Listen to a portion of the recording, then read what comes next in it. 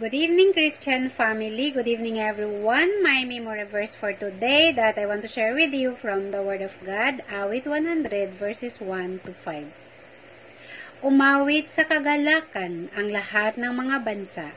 Si Yahweh ay papurihan, paglingkuran siyang kusa. Lumapit sa harap niya at umawit na may tuwa.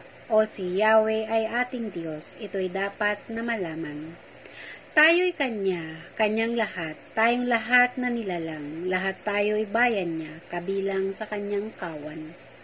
Pumasok sa kanyang templo na ang puso'y nagdiriwang, umaawit, nagpupuri sa loob ng dakong banal.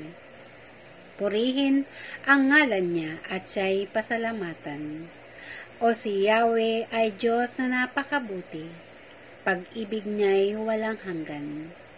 Pag-ibig niya'y tunay at laging tapat kailanman.